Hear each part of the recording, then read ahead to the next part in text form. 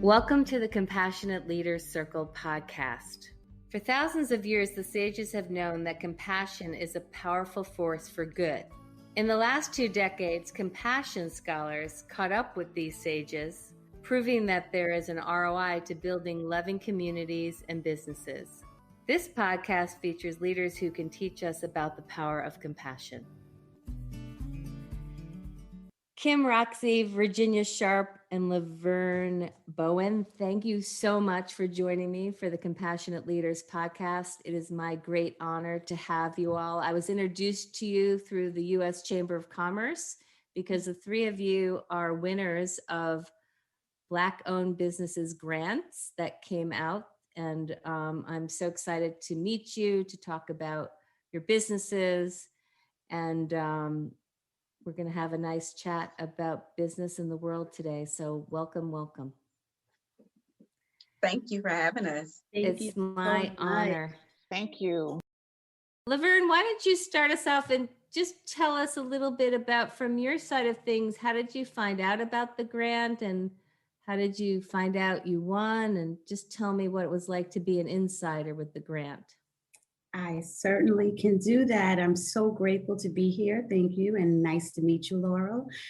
I have, for a long time, been engaged with the young people in my community by way of my service at the U.S. Postal Service. I am literally a letter carrier. I always loved media, films, the arts, and as a letter carrier, we sort of canvass every block in every neighborhood, as you know. And I had a route with 3 dead-end streets in the South Bronx. And these group of young kids would always just find a pocket at the end of these dead streets and just hang out and just be there. And I was able to parlay some of my creative activities by gathering them all together. I got a wonderful recreation room in the high school that I delivered mail to, and started a wonderful program at the after school. They really just didn't like the after schools that they were going to.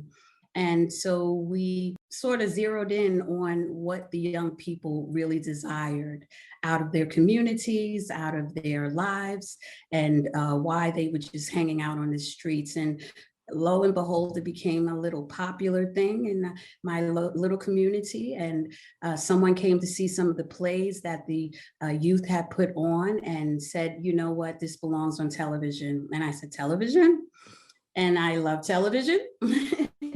So that started my whole media area of developing segments on the air. Once that happened, every youth in my program brought their grandma, their cousin, their long lost friends, and we decided to do segments on our communities. And I didn't really know how to parlay this into a business or something of that nature, but it had grown to be a popular sort of staple in our community. And these grants, I knew that I wanted to take it further. Let's put it that way.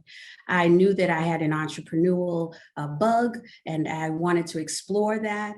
And I started putting in, and I actually went back to school. I am a single mother, and that's why I related a lot with some of the youth and the parents. So I went back to school. I went to Fordham University, which I know you know very well, Laurel. And they really helped me to see that I had value in what I was doing and what I was doing with the young people and the classes that I took. I have to give a shout out to the PCS department at Fordham University, the evening classes. So I was able to still work. And once I was able to see, they saw that I needed options as a woman, as a Black woman, and how can I parlay this particular program into something that was a viable business. And so I put in for a lot of grants and, things that would help me to see maybe if I can get a particular property or how can I do that? And lo and behold, like you indicated, we opened up my email and I was a grantee winner of this fabulous grant, and it helped me to parlay that into a nonprofit, which and then also with Walker's Legacy, which am a great advocate for now. They have put me in their Prospectus program, the 2021 Prospectus program, where now I'm able to quantify and qualify a curriculum for these young people and to learn how to do that, learn how to put together a board of directors. And that's where I'm at today. So I'm really grateful to talk about it. Great. So I did learn that there were 600 winners of this grant, which is so amazing because it really can make an impact. And LaVerne, you have a company called Julia Lynn Productions. Is it a for-profit or a not-for-profit? It is a for-profit at this moment. Great. The grant has helped me to parlay it into a nonprofit. Fantastic.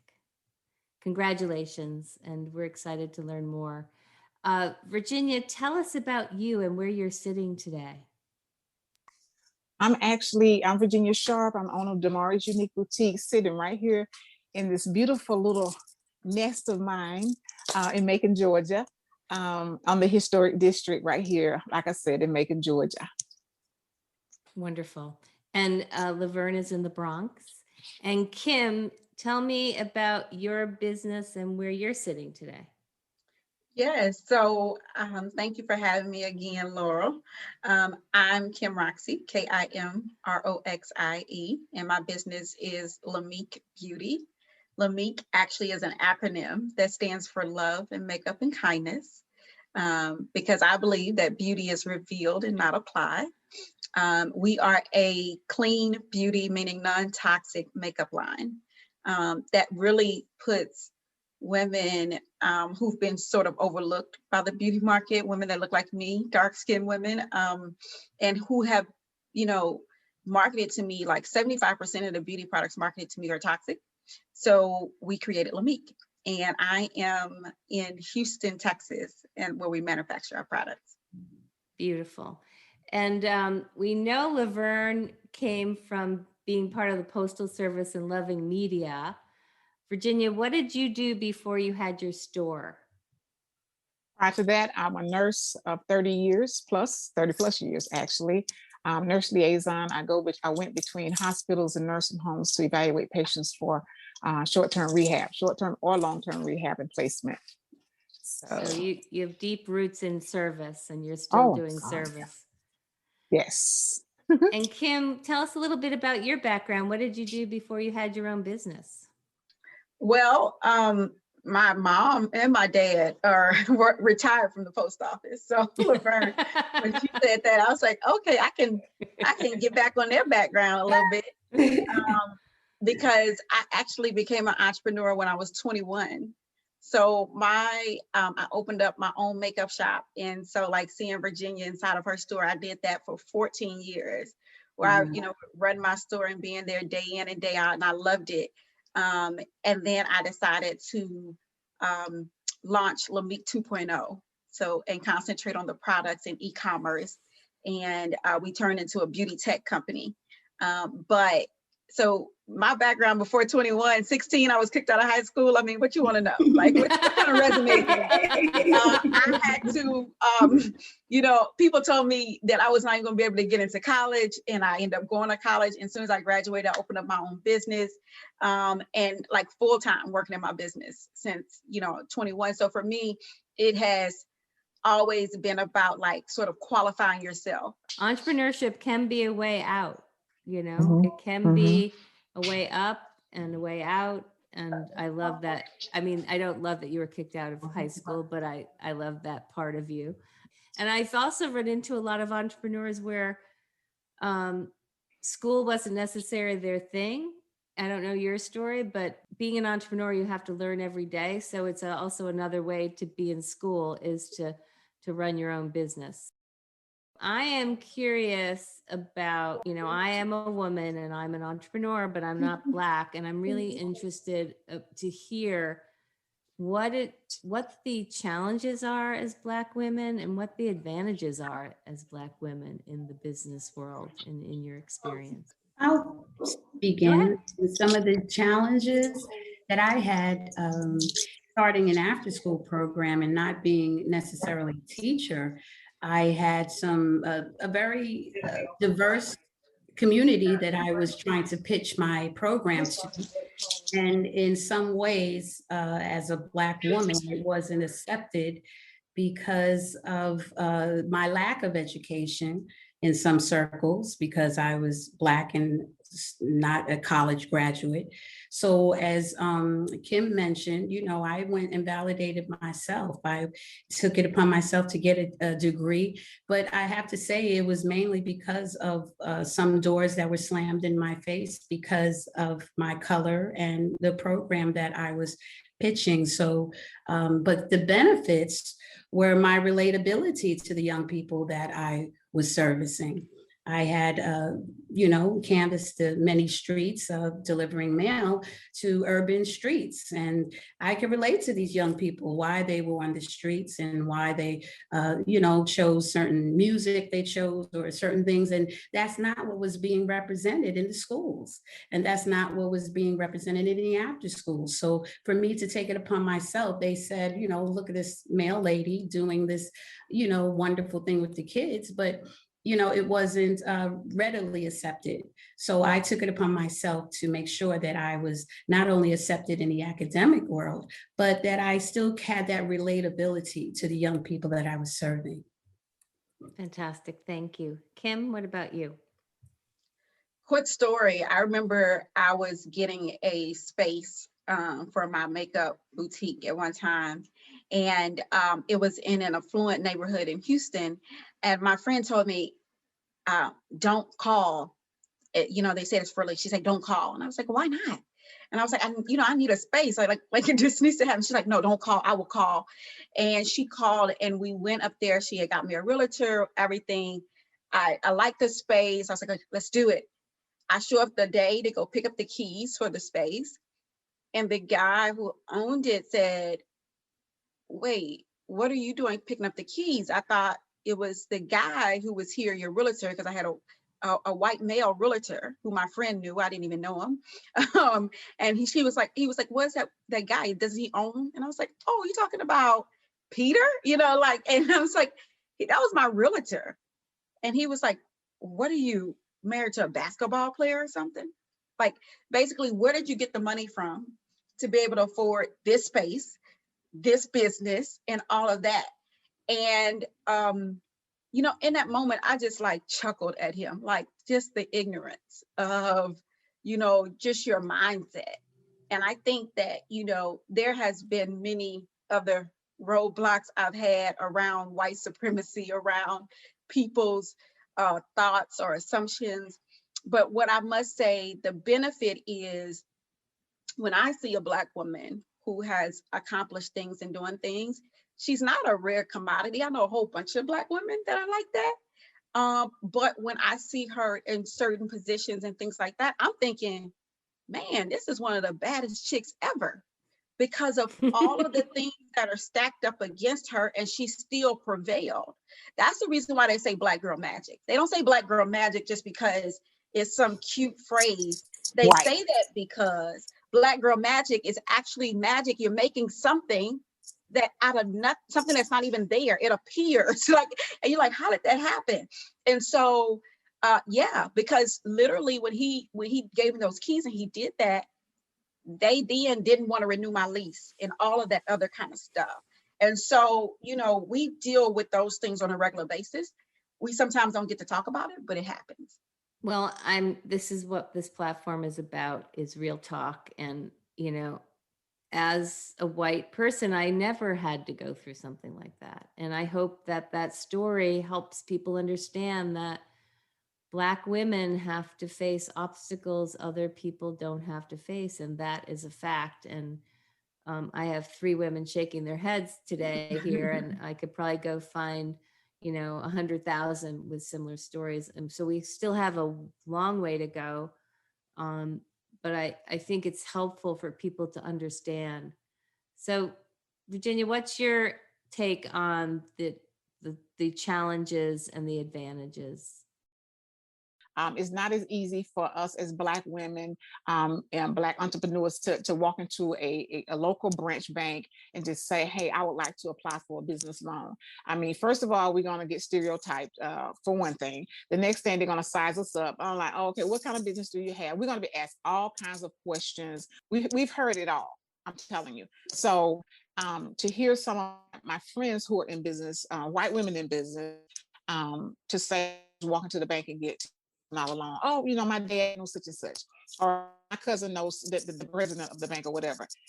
To me, I'm just like, now I get stuff because of where I have come from, and now of where I am, which is, like I said, I was on front page of the newspaper. I've been in Macon magazine a couple of times. I was on the Kelly Clarkson show, so that was a big deal for our city.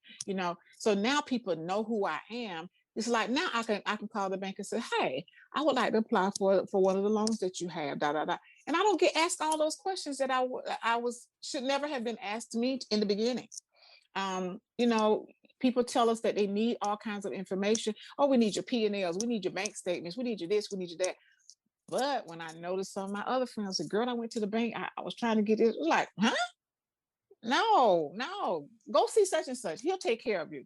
And I'm like, I think it should just be equal all the way across the board. I got a business. What's your process? You need P&Ls. I'm going to give you P&Ls. I'm going to give you bank statement or whatever. But we've been pushed around a lot.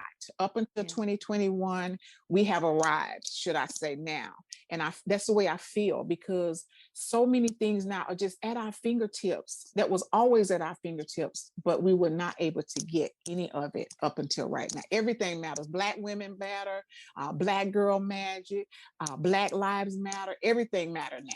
And I'm appreciative for it, don't get me wrong, but I just feel like it should have been here all along. We shouldn't have had to go through all of this just to get this little bit, So really, really grateful for that. Yeah. Really grateful for it. But where I come from is I'm a little girl from Cochran, Georgia, small town, that always wanted to own my own business. Always loved fashion, wanted to be a model as a young woman growing up. My parents disagreed, so I ended up going to nursing school just as I followed the footsteps of my mom. And my grandmother was a midwife, and so it's medical. All my mom's sisters were nurses, and so I followed that path, which brought me to where I am, and I'm very grateful for it because it made me more humble, a true servant, love serving people. So the whole nine. But I still, in the back of my head, I had the what if I don't ever try it, I won't ever know. So I just stepped out on faith one day and just opened the store. I'm like, you know what? I'm gonna try it. Only thing can happen is I can go up or I can go down. I go down, I'm coming back up again. So, that's just me. That's just who I am. I just believe it's something you want to do. You should always just step out and try it. I've never been scared. I've always been a risk taker. It makes my husband so uncomfortable sometimes, but he'll rock and roll with me with it now, because I think he's better with it now than he was then. But that's just where we are. That's where we are. But one of the advantages of owning my boutique is I get to encourage, motivate, and inspire women every single day, every day. Somebody comes in, I want to tell them how beautiful they are. If something they're trying to do, yes, you can do it, try it or whatever. But it gives me the opportunity just to encourage, motivate, inspire, and push. I want them to be the best they can be every day. And that's my motto. That's my motto in my store. I want to unveil the outer beauty of all women. So, because we have so many things that we have to do, so many roles to play. And I just want them to know that with that, we can do anything. Thank you. So I think I got from meeting you all that you're all mothers as well as business people. So I'm interested in hearing what are your tips for balancing motherhood with working? Because I think I'm single. So I think working mothers are the superheroes of the world. And I'd love to just hear a little bit about what it's like to be a mom and a business owner. Wow. Well, I actually have a great story with that. in that I raised my son as a single mother, and he was pretty much, and I've always worked. I helped a friend of mine open up a restaurant. So my son always had after school jobs, which is great because I would work at the post office during the day and manage a restaurant at night. And so he was able to learn how to cook, learn how to, he was a latchkey kid as well. When I wasn't at the restaurant, he would come home before I did, and he would have to learn how to cook and manage everything. And so bringing it up to present day, with those challenges behind us, he became the general manager of a vegan restaurant in Manhattan, shut down because of the pandemic. And he came home and kept me alive, actually. He was able to then give back to me. He started a vegan line of products, and he would make soup for me, ginger, lime, everything. And I guess I'm mentioning this because I saw the love and compassion when you give to your children and raising them, especially in unprecedented times, you will see it rewarded back to you.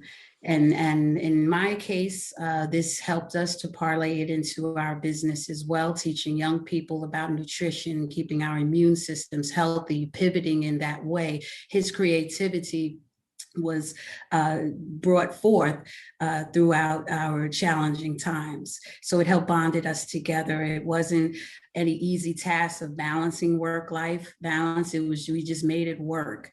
And lo and behold, he was able to bring forth something beautiful that we're able to market as well. So that's my story. And what's his name? His name is Marquise Wallace, and he has a line of vegan products called Vaughn's Vegan.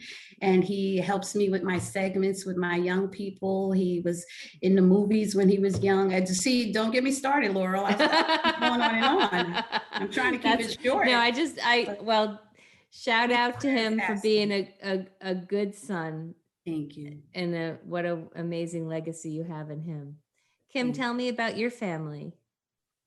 Yeah, so, we talk about being a mompreneur and all that kind of good stuff. I kind of just have integrated the titles and the roles because I have a young daughter that's 5, and I have a bonus son that's in college. But my daughter, I had to just incorporate her into my life, into, the daily activity. So she understands what's going on. And I think that's so important. I think it doesn't have to be the traditional way or what have you. My daughter's in the other room doing virtual school right now. So, but yeah, I think it's a part of her skill set. I think, what she's getting now, she's getting it early. She gets to see the things that I do and how we do it, and she gets to help out. And I think it's amazing. I don't want my daughter to think, I don't want to sell her a false interpretation of what life is like, right? So, I think this is great. And it also gives us time to bond. So the fact that I can bring my child to work, right? And I can do that. It gives us that opportunity as well to bond. So it's been great. Well, there's so many challenges to be an entrepreneur. And so it's good to lean into those options that you have when you own your own business. Like you can bring your kids to work, you can set your own schedule, you could do the things that you want to do and not do the things you don't want to do. So we know it's hard work, but I think that's beautiful. And it's beautiful for children to see their moms happy and doing something they love. I work with a lot of people that don't love their work. And 70% of the American workforce is disengaged, which is so sad. But one of the things you can do as a parent is show your kids and your grandkids how work can be fun and enjoyable. And that is really a great, great modeling. So I'm curious, what is next for Lamique Beauty? Yeah. Oh my goodness. Lamique is all about breaking all the rules to what traditional ways have been done. So at Lamique, my daughter, she'll tell you, she'll be like, is it Friday? It's Friday Night Live. So we have live shows that we do on our website. We have where you can live stream shop, so you can shop with a beauty expert right there in front of you. You can call in. We're doing virtual makeup try on our website.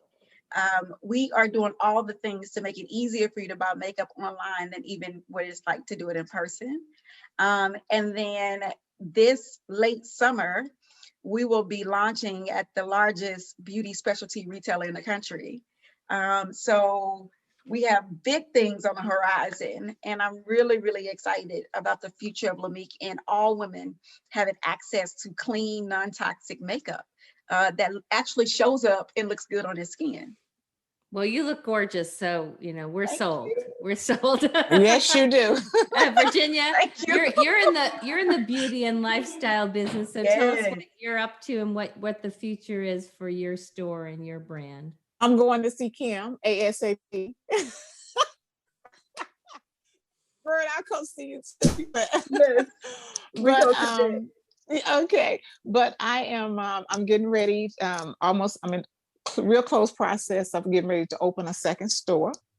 I'm gonna open this store in my small hometown of where I'm from, Cochran, Georgia.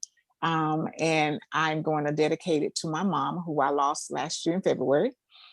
But the store is going to be a Damari's at home. That's what it's going to be called. And I just want to take shopping to a whole nother level for different people. We have did that so far, because when we were mandated to shut down last March, I didn't open the store back until July, because I was trying to choose to keep everybody safe for one thing, but at the same time trying to keep myself safe and follow the regulations. And being a small boutique like this, it was kind of hard for me to kind of put up all the screens and all the mandates. So I was like, okay, just shut it down.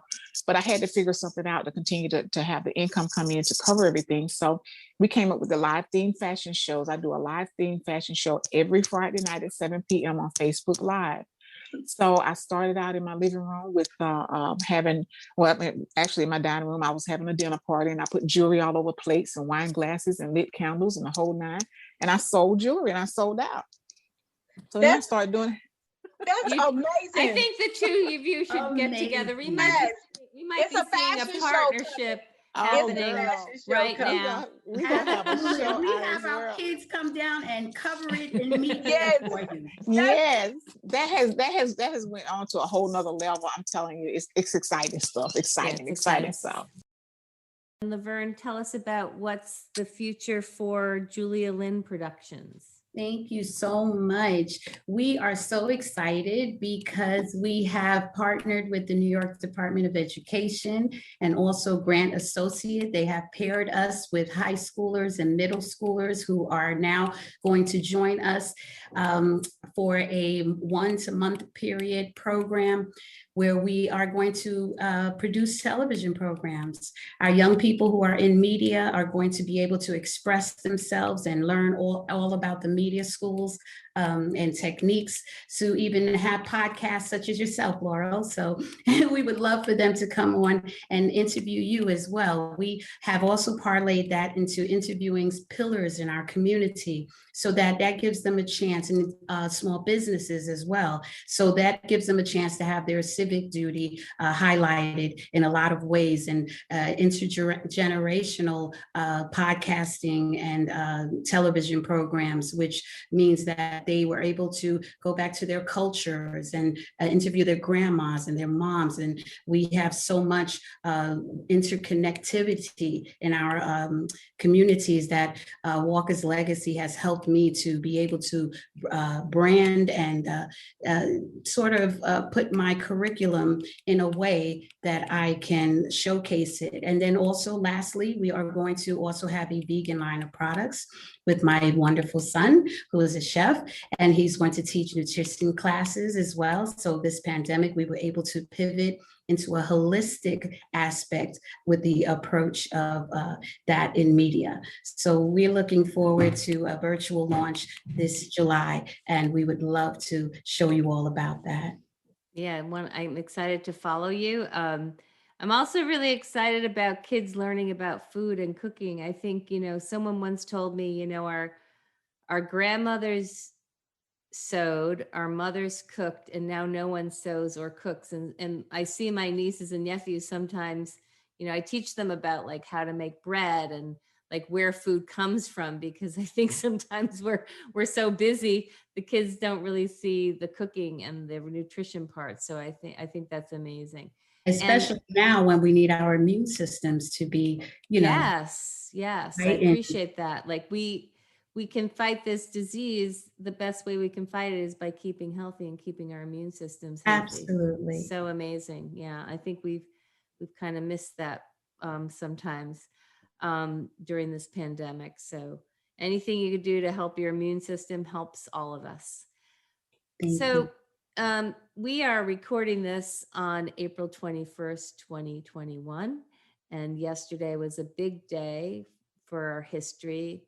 And I'm very curious about personally, what did the Chauvin verdict mean for you as mothers, as Black women, as leaders? I'm really curious about what this means to you. What are your thoughts?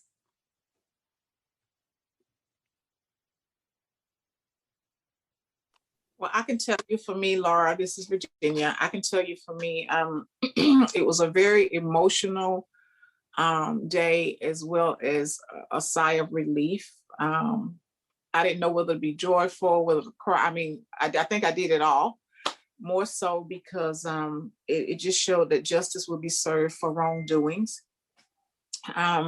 For Black men, I don't have a Black son, but I have Black nephews, and my husband as a Black man, and just to I don't know, to see that the justice system will now start to recognize these things have happened for years. It's still happening, and that it's time for it to stop. Period. I mean, I don't see a Black man is no less worthy than anybody else in the world. So I just don't see why there's a stigma put on. And I don't care if it's a bad Black man. I don't care what they do or whatever. Still don't give people the right just to kill people for no reason, to me. And so I just had yesterday, like, it was just an emotional day for me and my family. My daughter watched it from sun up to sun. I can't watch it like that because it was just a little bit too much. But my husband, I mean, when that happened, that's the first thing I grabbed hope to, was because that's the man that we have. I mean, the father, my kid's father, my grandkids' father. So much thinking was going through my head, and then that man, George Floyd, had that young daughter right there. I mean, her dad was snatched right away from her for the world to see. And I was like, oh my God. But it's tough. It's tough to accept some of the things that happen to Black men. It really is.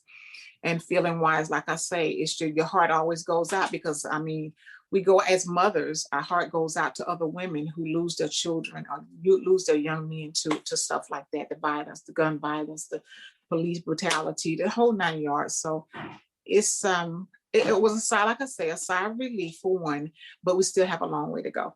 We still have a long way to go. Thank you, Virginia. What about you, LaVerne? It was a sobering type of day. I mean, the reality is that racial injustice is here. And, we have more Black men in prison and being disenfranchised by the justice system in this country, and than any other place in the world. So when that video came forth with that murder, it was sobering to everyone, but it just continuously shows what is already underneath the surface of this country. And so with that verdict, we are thankful that justice was served in this case. However, it still leaves on the table what the overall aspect of the lives of our Black men are really worth in this country, and it still needs to be addressed. Thank you. Kim? Yeah, I think that verdict just made for accountability. I'm careful when I use the word justice, because like LaVerne and Virginia said, we got a long way to go for justice. But I think accountability is a word that that comes up, and accountability needs to be held, more often, and more regularly. But there's a young lady, Micaiah Bryant, who was killed yesterday and shot 4 times by the police. And that happened just within the same time span. And so it's not, again, that's just accountability. It's not justice. I think that sometimes we can praise things that don't even deserve praising. This is just the way that things should go, because it was obvious. But, a 16-year-old girl being shot 4 times by the police and killed in her neighborhood is a problem. And that's again, being a 16-year-old girl who was kicked out of high school, who got into altercations. I could just imagine. I saw myself in that moment, and so yeah, we've got a long way to go, and we're not passing out ribbons for what they did yesterday. That's something that should be done, and people should be held accountable. Thank you all for your perspective. It's so important. And I feel like as a white woman, my job is to listen right now and to understand, because that's not my experience. I do have Black nephews. I think about their safety all the time, but I feel like this is a time for all of us to really listen and learn and support change. And speaking of support, we want to support all you ladies and your fabulous businesses. So LaVerne, tell us your website and how we can help you. Thank you so much for this opportunity. I am at www.julialynproductions.com. And through this grant that we received, we're going through a makeover and an upgrade, and our nonprofit will be launched in July. And you can get all of the information about our fabulous young people on that site. Thank you. Kim? You can connect with us on social media through Instagram, TikTok, Facebook at Lamik Beauty, LAMIK BEAUTY.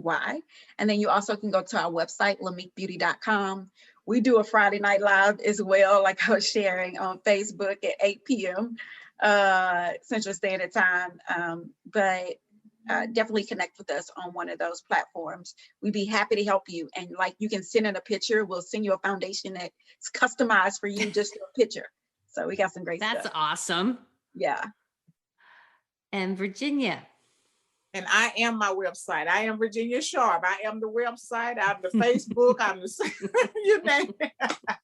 I don't currently have a website right now. I am working with a web designer as we speak. She and I just spoke on Monday. And we both have come to the agreement of thinking that I really don't need a website. What I do, the customers have responded. I did surveys and they seem to like it a lot more. So right now I'm found on Facebook under Virginia Sharp, and it's just like it's spelled VIRGINIA. Last name is Sharp, SHARP. And then my business is Damari's. I named that after both my grandbabies, Ade and Amari. I dropped the A off both, put it together. It means a beautiful new addition with love. But it's DAEMARII''S Unique Boutique, and that's on Facebook. We're also on Instagram. I have a YouTube channel. So you name it, you can get to me. My store is located at 2384 Ingleside Avenue, Macon, Georgia, 31204. The phone number is 478-746-0935. So you can reach me right here. If I'm not here, leave a message. I promise you I'll call you back. Well, thank you all so much for spending time with me. It was a great honor to be with you. Thank you for showing us what Black women magic is.